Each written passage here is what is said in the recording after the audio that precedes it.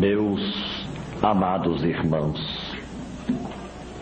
que a paz do Senhor continue conosco, no hoje e no sempre de nossas vidas. Após as palavras de introdução imerecidas, em seguida tivemos as cordas vibráteis dessas mãos rítmicas e mediúnicas, do violão do nosso querido Paulinho, a leitura do Evangelho segundo o Espiritismo, servindo-nos de bússola direcional aos nossos corações.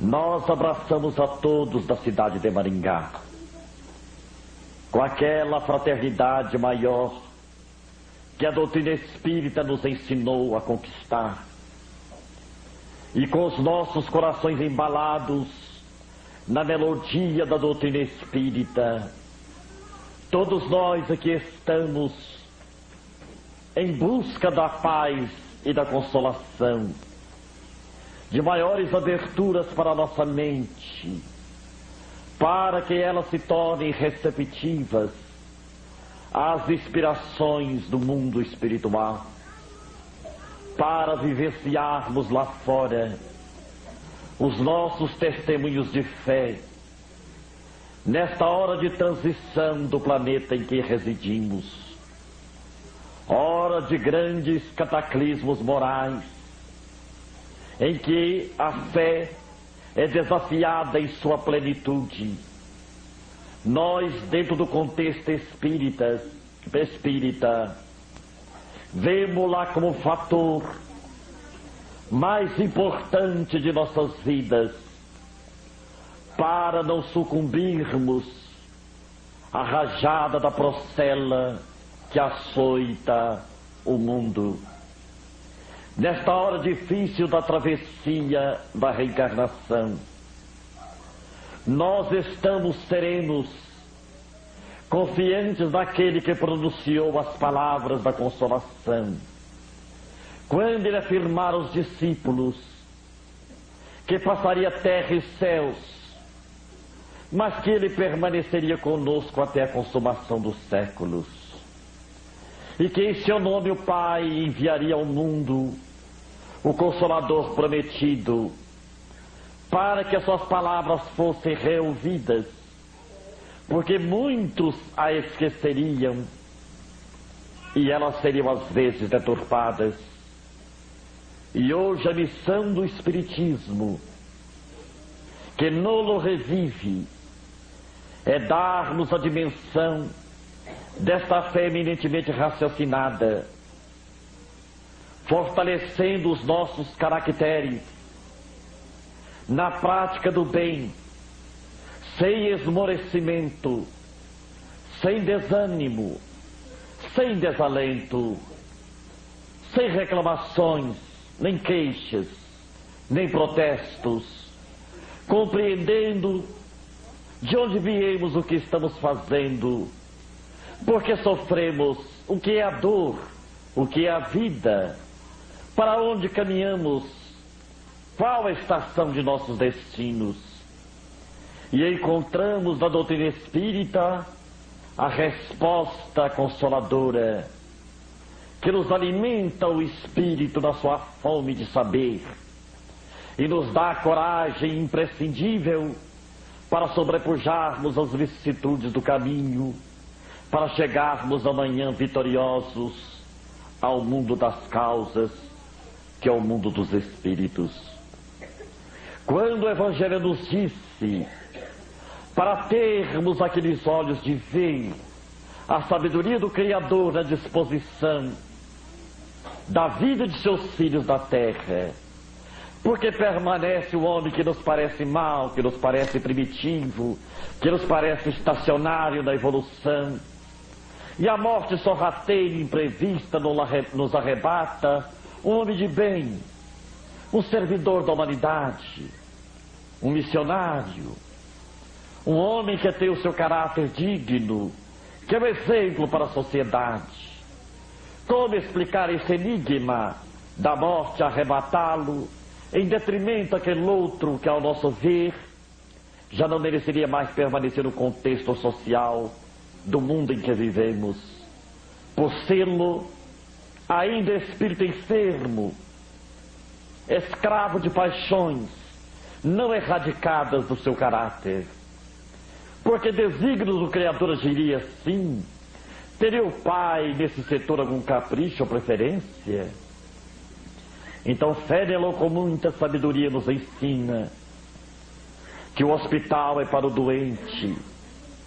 Nós, os alunos repetentes de muitas matérias, dentro da vida sucessivas, nós, as consciências rebeldes, que ainda permanecemos à distância da sublimação, à distância da lídima renúncia e dos mais sacrificiais testemunhos de amor, nós que ainda somos espíritos endurecidos, temos necessidade de permanecer por mais tempo dentro do ambiente escolar, a fim de que venhamos a assimilar as lições do Divino Mestre, para que a desencarnação não nos surpreenda em lamentável processo de sofrimento moral após morte. Aí evidencia a infinita sabedoria e misericórdia do Pai em permitir que o espírito doente permaneça por mais tempo, por mais dilatado tempo dentro do hospital, que é o mundo terreno, a fim de que ele se trate melhor, a fim de que ele tenha maior oportunidade de reabilitação de si mesmo, da reestruturação do seu espírito. É uma misericórdia de sabedoria, porque aquele que partiu, considerado por nós um homem de bem, um homem de grandes conquistas morais, ele foi o trabalhador que cumpriu a tarefa. Ele é aquele que passou deixando pegadas de luz por onde transitou. Ele foi a voz que consolou, os braços que ajudaram na construção do mundo melhor. É ele o trabalhador que retorna para receber o salário digno do seu labor. Mas nós que porventura ainda estamos estagiando no corpo carnal, com o ônus da doença, da enfermidade, das dificuldades, das perturbações psíquicas, nós que às vezes contemplamos alguém vergastado por inomináveis sofrimentos, aquela personalidade que não nos é simpática, que às vezes nós alimentamos indebitamente uma aversão contra ele.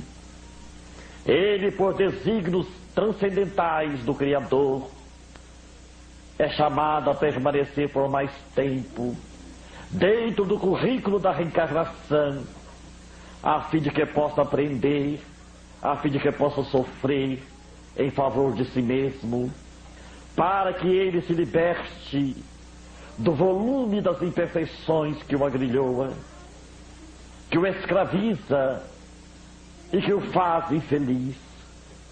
Então devemos compreender que não nos compete analisar os desígnios de Deus quando parte alguém no esplendor da juventude e às vezes permanece conosco o ancião cansado, de pernas trôpegas e de visão escassa, às vezes esclerosado, impossibilitado, inadequado para nós. Às vezes o sofrimento materno, paterno, o amigo, o cidadão da sociedade exclama: por que razão Deus arrebata um jovem na primavera dos seus 20 anos, em detrimento a esse senéquito Senhor que permanece dando trabalho à família, quando a sepultura já lhe reclama os ossos? Por que razão entender o Criador nesses aparentes mistérios de seus desejos? Mas nós não temos a visão do futuro. Nós não sabemos o que pode acontecer conosco amanhã, no decorrer das horas e dos meses as mudanças que poderão ser feitas, efetuadas, a revelia da nossa vontade. Quando jovem de 20 anos hoje, a alegria dos pais pode ser amanhã, daqui uns meses, aquele ano apontado pelo indicador da sociedade encolerizada e blasfema como um assaltante terrível.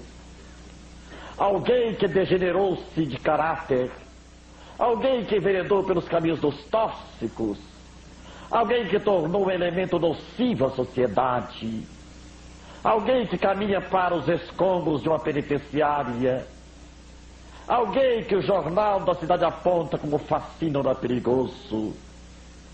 Então Deus, na sua sapiência infinita, sabe perfeitamente que a desencarnação, às vezes, da flor dos anos é preferível a uma vida de desregramentos vergonhosos, de pais que teriam seus cabelos prematuramente encanecidos por não suportar o vexame, os agravos de uma dor moral exorbitante. Aquela mãe que se enlouquece ao ver o rebento de suas entranhas apontado pela manchete da cidade como sendo um elemento de perigosa conduta, de grande periculosidade moral. Talvez ela não resistiria ao impacto de um sofrimento tão grande e poderia partir de forma prematura por um colapso cardíaco. Então Deus, na sua transcendência, sabe o que é o melhor para nós que não sabemos nada, para nós que apenas conjecturamos, para nós que levantamos hipóteses, mas a lei divina não se fundamenta em hipóteses, em cálculos.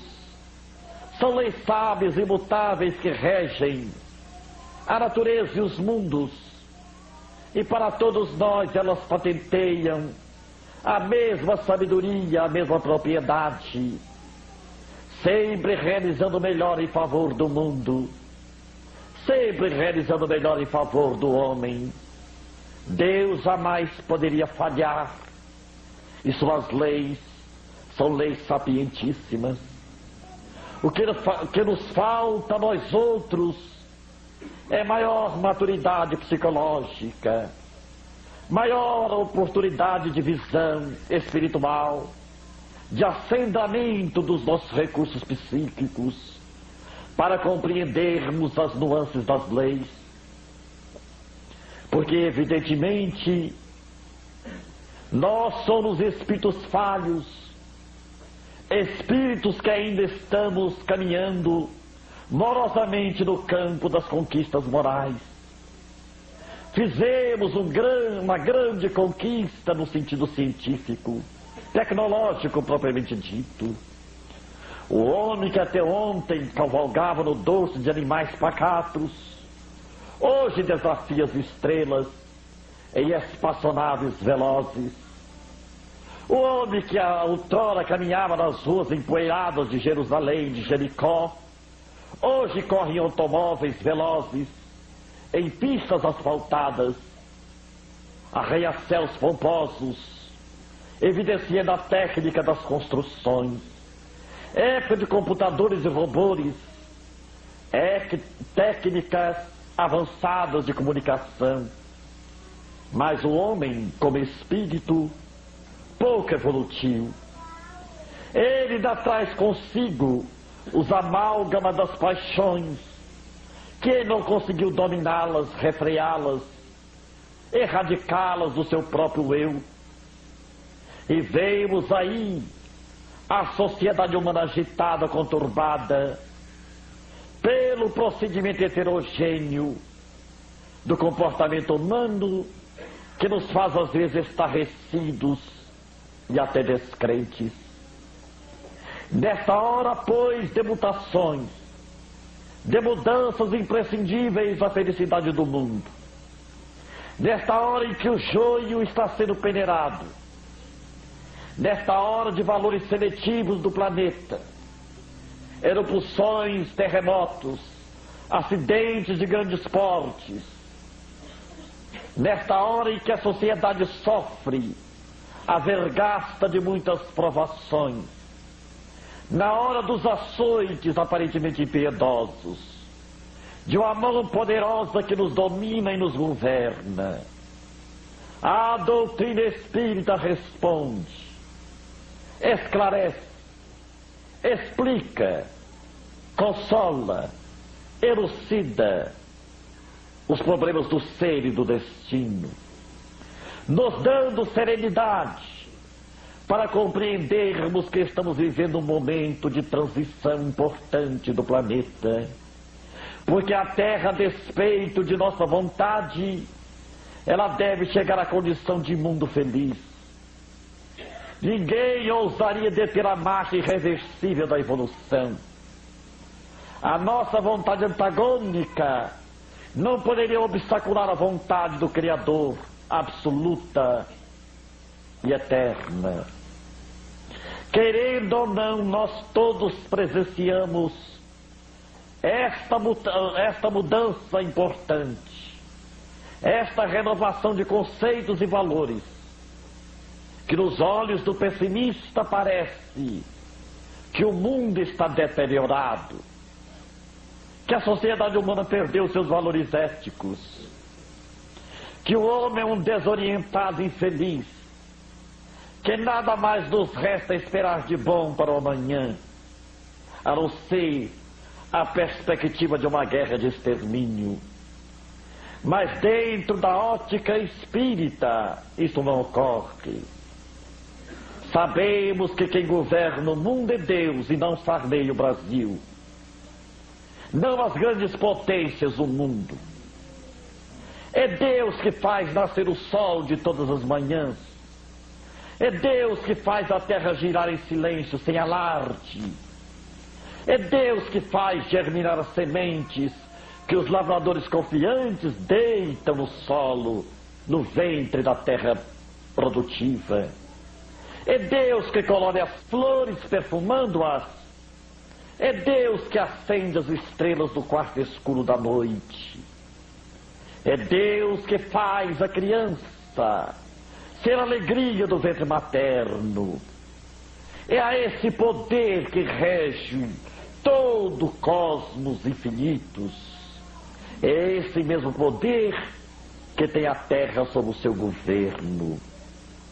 Então, a despeito das contradições humanas, da avalanche das paixões indomáveis dos homens, do egoísmo como sendo o câncer da humanidade, a lei se fará cumprir, o progresso será uma realidade incontestável, e a Terra do futuro será o planeta regenerado, e nós os convalescentes das enfermidades morais. Saibamos, pois, confiar servindo um tanto mais, confiar aprendendo um tanto mais, trabalhando um tanto mais, como cooperadores do Senhor, que ainda estamos distantes do merecimento do salário dos justos. Para nós o trabalho é imperativo de lei. Para nós a boa vontade é importantíssima. Como cooperadores de Deus, como afirma Leopoldo Cirne, o homem é um cooperador de Deus. E o Evangelho, nas entrelinhas de outros capítulos, nos considera os trabalhadores da última hora. Então, amados companheiros do ideal espírita, trabalhemos corajosos, desafiando as dificuldades do caminho, aceitando as provações inevitáveis, com aquele espírito de dignidade cristã, compreendendo que a dor, incompreendida dor, é a esteta de nossas almas, é ela que purifica o organismo da nossa própria alma, é ela o trampolim de luz a nos arremessar para além das estrelas. É ela a precursora da felicidade e do amor. É ela que prepara os caminhos dos corações e das almas para que nos tornemos perfectíveis à felicidade para a qual somos destinados. Então, saibamos compreender a vontade do Criador no campo do destino humano e aceitar com resignação aquilo que não pode ser mudado. Vamos entender que o doente necessita do hospital, tanto quanto o criminoso, e conta no presídio pausa para reflexão. O doente encontra no leito de dor motivos de autoanálise, aquela pausa para pensar em profundidade a respeito da vida de Deus. Então, às vezes, aquele homem, aqueles caracteres, ao nosso ver, rebeldes e nocivos,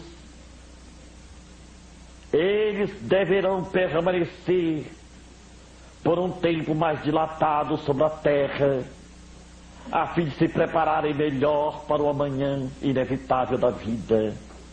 Desta vida que continua dentro da vida, porque a morte para nós é simples mudança, sem significar o término da própria vida.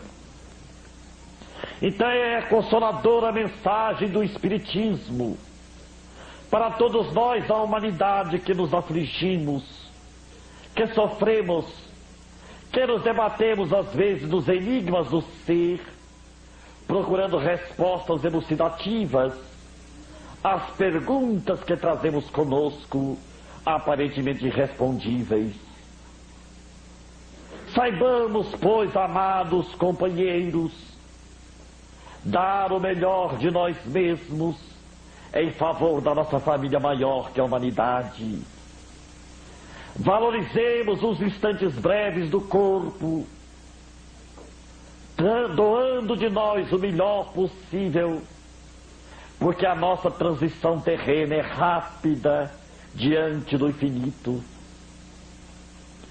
Vocês hão de recordar que o nosso amado Chico Xavier pôde dizer nos canais da TV Bandeirante de São Paulo, numa entrevista concedida a César Vanucci, que os seus 60 anos de mediunidade para Jesus não passou de 6 minutos de serviço. Se 60 anos de sacrifícios, se 60 anos de renúncia, de sublimada vida em favor da humanidade, teve a brevíssima duração de 6 minutos, nós, por nossa vez, estamos em estado de feto. Somos ainda embriões.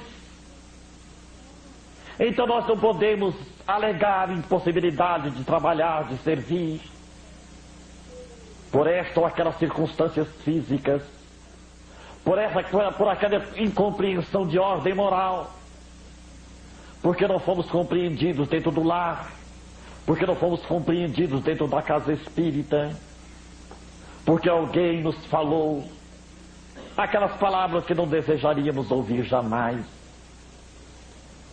Vamos compreender com Caiba Schuttel que o melindre é filho do orgulho. Anestesiemos a nossa sensibilidade do ponto de vista do melindre e continuemos na casa espírita, na tarefa espírita, executando a mensagem espírita, a despeito de não sermos compreendidos, ou amados, ou bem-vindos. Estamos no Espiritismo para servir o Cristo, e não para buscar o louvor e o aplauso das multidões, porque a multidão é sempre incoerente. Aqueles que receberam do Cristo a bênção da saúde, do raciocínio lustro após a loucura, Ele que ordena a paralíticos que andassem, a cegos que enxergassem, a leprosos que ficassem limpos. A mesma multidão depois escolheu Barrabás em detrimento a ele para a liberdade. Quando Pilatos, representando todos nós, na sua dubiedade de caráter, pergunta: a quem quereis que eu liberte? Jesus de Nazaré ou Barrabás? E nós gritamos a uma só voz, como se fizéssemos a escolha mais importante da história: liberte-nos, Barrabás, crucifica Jesus. Esta é a multidão inconsequente de todos os séculos. E quem sabe se Jesus viesse ter conosco hoje, na atualidade do século XX, corporificado entre nós, andando pelas ruas de uma capital brasileira, nós ainda não o deixaríamos sozinho, pelos jogos do Maracanã, pelas telenovelas importantes, pelas entrevistas mais interessantes da política e da moda. Quem sabe ele não permaneceria sós, porque nós estaríamos buscando os nossos prazeres imediatistas, em detrimento da mensagem do reino. Nós talvez ainda não saberíamos fazer a opção, porque a multidão é inconsequente. A multidão mata para depois aplaudir e pedir memória. Então vamos entender, amados companheiros, a missão do Espiritismo no mundo. Esse sol de abençoada luz que clareia e ilumina a noite moral da humanidade, fortalecendo-a, reestruturando-a, orientando-a para o seu belíssimo porvir. E sejamos nós, os cristãos do século XX, que não vamos enfrentar as feras bravias da Numídia, as fogueiras de Roma, os cárceres, os cavaletes de tortura, mas teremos que vencer contra nós o excesso de conforto, o excesso de comodidades.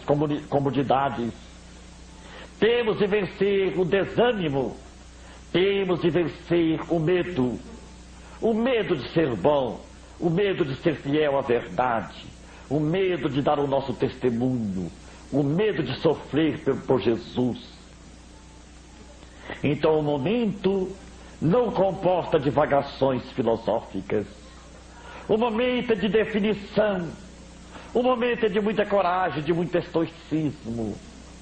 Permaneçamos, pois, como instrumentos imperfeitos que somos, porém de boa vontade de servir, sob o comando do Divino Amigo.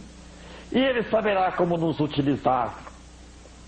Ele saberá o que fazer de nós para o concurso de trabalho de um mundo melhor que está surgindo dos escombros do mundo velho. É uma nova era que se aproxima do planeta. E olhemos esse porvir pela janela do presente e suportemos a sobrecarga das aflições.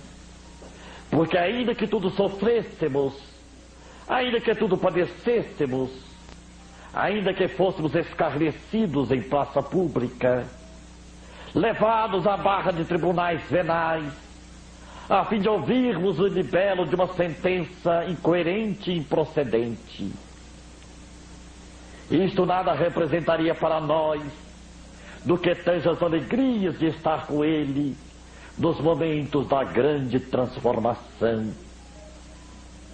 Mas cuidado para não dormirmos novamente, para que não cairmos no sono, na letargia moral, na invigilância, porque a humanidade nas horas solenes da vida, ela é sonolenta no que tange a sua realidade moral. Na hora do horto, Jesus orava e os discípulos dormiam. Ele estava a caminho do grande testemunho. que neste momento, quando olhamos o panorama da história, milhares de missionários que por aqui passaram, dando tudo de si em favor do progresso da humanidade nas áreas da ciência, das artes, da filosofia e da religião. Quando nós estudamos que Allan Kardec desencarnou, vitimado de um aneurisma por excesso de serviço. Quando nós olhamos a figura de Chico Xavier, fisicamente esgotado, sem quase nenhuma reserva orgânica, em nome do trabalho, nós perguntamos a nós mesmos: o que estamos fazendo do Espiritismo? Qual o testemunho que temos dado da mediunidade? Da nossa definição espírita? Então não nos é lícito reclamar, protestar, bradar aos céus irados, achando que Deus tenha faltado talvez com a complacência para um capricho das nossas ilusões. Vamos considerar o momento oportuno da reencarnação, porque o melhor momento de nossas vidas não foram os momentos do passado, nem serão os do futuro.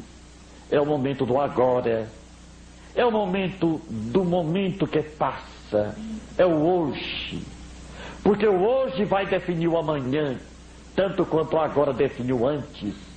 Hoje somos o que fomos, não importa o que fomos. Mas agora, o já, esse momento, ele é importante porque ele vai definir o futuro, o amanhã, o após, que há de vir. Então nós estamos hoje na reencarnação, com a abençoada oportunidade de melhor realizar em favor da nossa felicidade, contribuindo com a felicidade dos outros. Não fomos engajados no serviço para reclamar do peso do tijolo e nem do pó.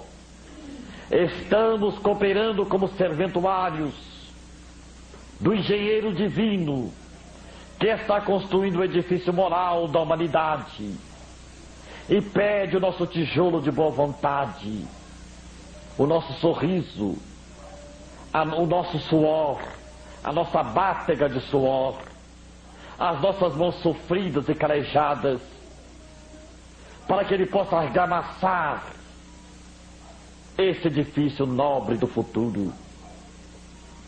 Então, para nós, a tempestade se transmuda em melodia, a noite está grávida de luz, e a dor é cântico sublime. Nesta hora do cálice, nesta hora do testemunho, nós somos chamados a perdoar mais, a compreender mais, a suportar mais, a sorrir mais, a nos desprendermos mais dos excessos de conforto que às vezes nós a eles nos entregamos. Quem é que não tem o espinho a ferir e a epiderme da alma? Quais são os olhos que ainda não chorou? Qual é o corpo que ainda não foi visitado pelas anomalias de uma enfermidade ligeira ou pertinaz? Qual é a alma que ainda não sentiu o golpe, o açoite da injúria, da calúnia? Quem é que não traz uma insatisfação interna?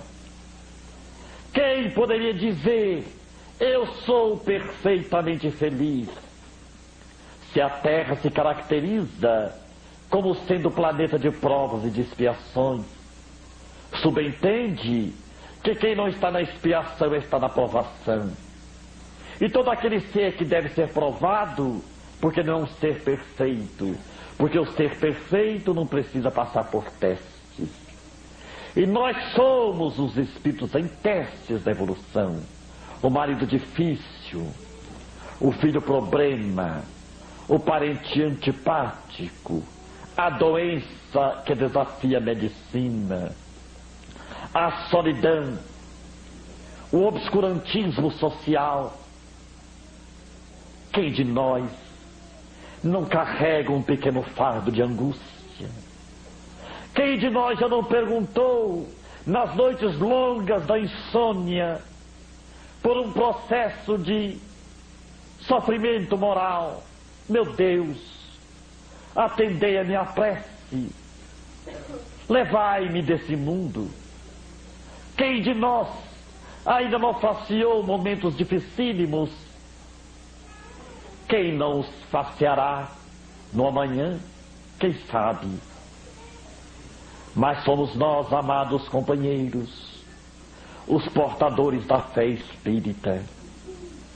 Esta fé é eminentemente racional, que nos esclarece que o bem pede sacrifício. O mal começa na indiferença do homem. Às vezes alguém diz: eu não faço o bem, mas também nunca fiz o mal. Fez o grande mal de nunca ter feito o bem. Porque no campo do espírito não há neutralidade. Ou somos positivos, ou somos negativos. Mas há quem espere por Deus, a fim de que Deus faça tudo por nós. Nos dê a semente, nos dê o adubo, nos dê a chuva, nos dê a germinação, e se possível possa colher também para nós. Deus não aplaude a ociosidade humana. O Espírito tem de trabalhar, ele tem de cooperar, ele tem de fazer da sua parte. Por isto, todos nós somos desafiados a servir. Certa vez, estava marcada para nós uma palestra na cidade de Iturama.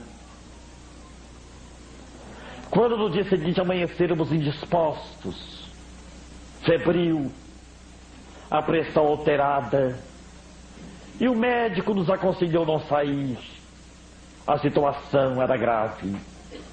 E nós pedimos a um amigo que fosse nos substituir nesta palestra. E ele foi.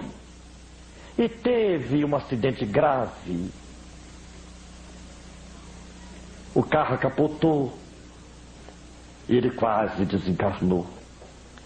Na hora ele abriu o porta-luva do carro, tirou o Evangelho segundo o Espiritismo e abriu para agradecer a Deus a bênção de ter sido salvo daquele perigo tão difícil. O Evangelho é aberto na leitura de hoje. Se fosse um homem de bem, teria morrido. E ele nos telefonou na primeira oportunidade: Jerônimo, nem para desencarnar eu estou prestando. Eu não sei qual acidente foi o maior, ou do carro, ou o impacto que eu tive quando o Evangelho me mostrou que eu não era um homem de bem, porque se eu fosse eu teria morrido. Então o que é que eu devo fazer? Trabalhar. E quando se fala em trabalhar, meus irmãos, e servir, a alma estremece. Nós nos lembramos de Batuíra, o inovidável, inesquecível Batuíra, que um dia tratou de um obsediado, um jovem obsediado, passos magnéticos, água fluidificada, preleções evangélicas, e o rapaz recuperou-se da obsessão e foi agradecer a Batuíra a dádiva da cabeça equilibrada.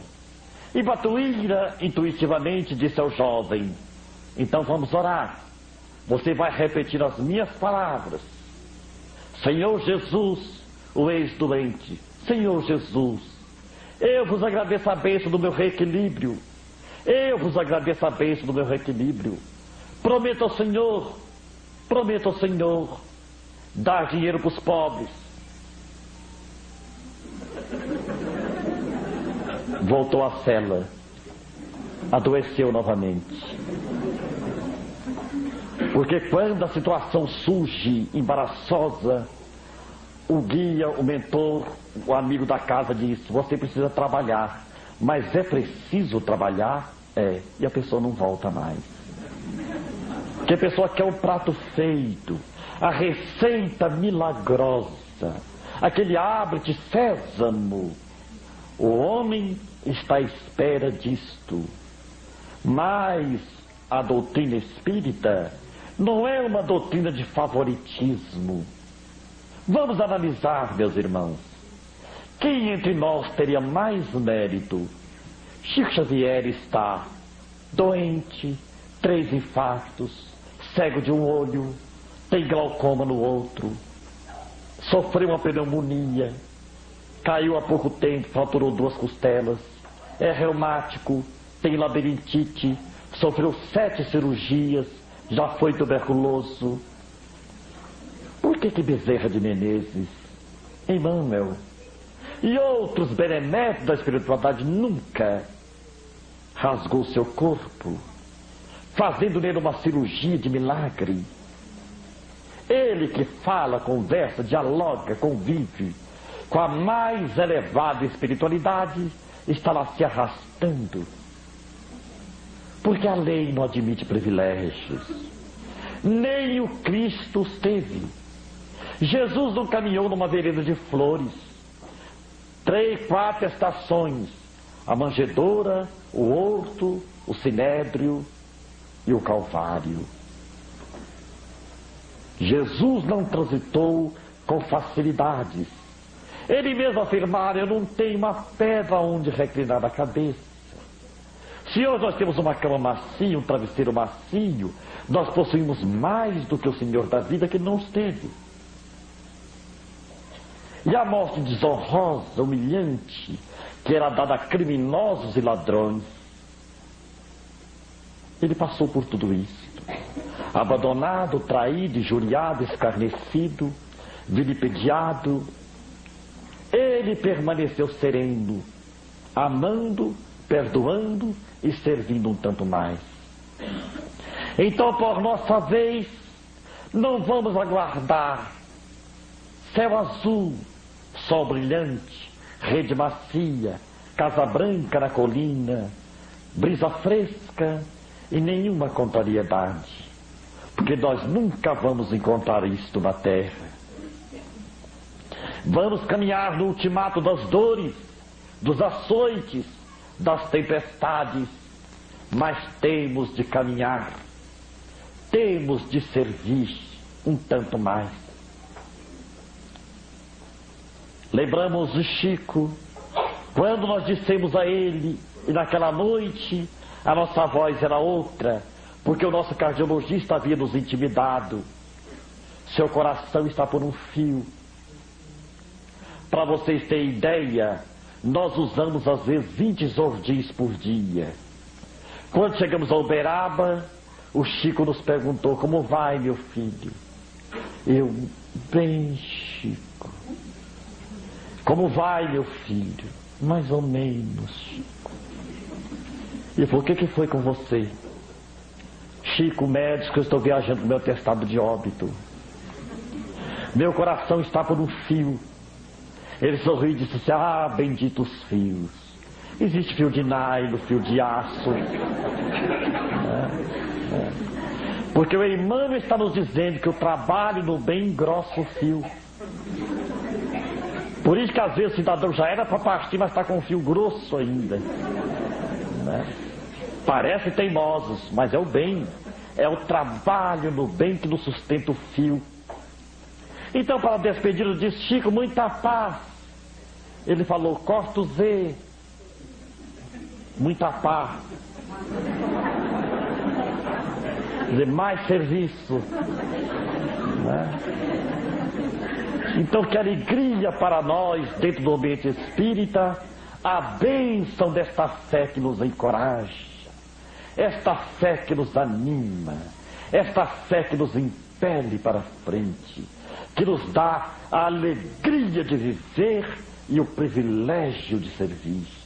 Esta fé que nos libertou do medo da morte e mostra que morte é vida. E eu me lembro de uma trova do Cornélio Pires que diz assim: no túmulo de João de Souza, li a seguinte inscrição: no túmulo de João de Souza, aqui finalmente descansa quem nunca fez outra coisa.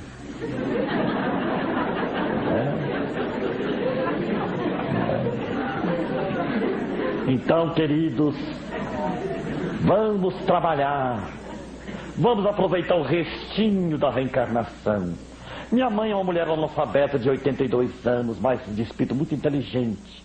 Ela chegou perto de mim e disse assim: você vai viajar outra vez? Eu falei: vou. Meu filho, eu não entendo. Eu estou quase acreditando nesta reencarnação que você tanto fala. Falei, por quê, mãe? Eu não tenho 9 filhos. Falei, tem. Dos 9, você não é o único paralítico? Falei, sou. Pois é o único que não para em casa.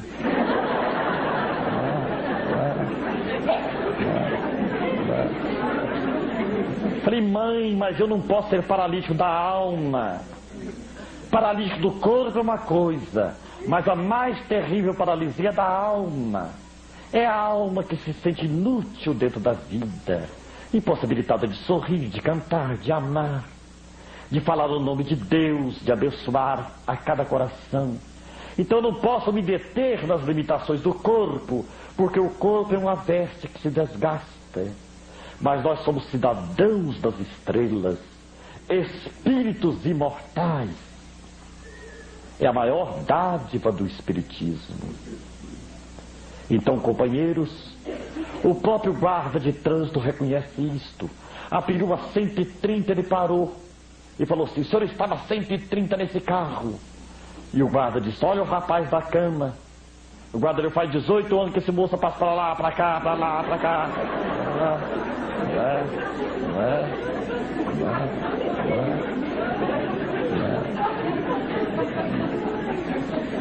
Então nós viemos felizes a Maringá para trazer esse abraço espírita, esta fraternidade espírita, esta mensagem espírita de mais trabalho, de mais amor, de mais alegria no viver, porque o espírita tem que ter alegria de viver, porque Jair Presente diz, espírita de cara feia da zebra.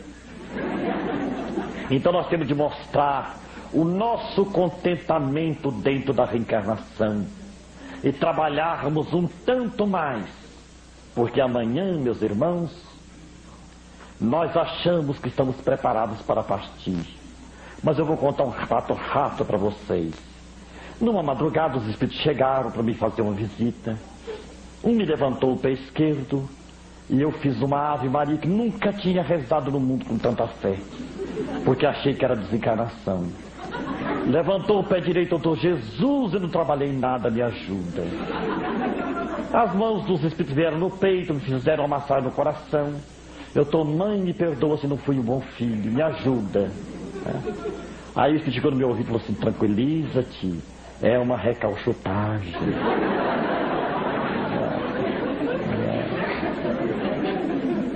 Então, gente, a gente tem que trabalhar muito. Porque se 60 anos de Chico foi 6 minutos, como nós estamos? Então vamos trabalhar, porque como afirmou o médio de Pedro Leopoldo, meu filho, quem não trabalha dá trabalho. Então vamos trabalhar, e o Evangelho é um convite vivo de oportunidades, para que todos nós, espíritas hoje e amanhã, sejamos os trabalhadores conscientes de nossas responsabilidades, porque tudo passa, menos o tesouro das horas perdidas. Que o Senhor nos abençoe.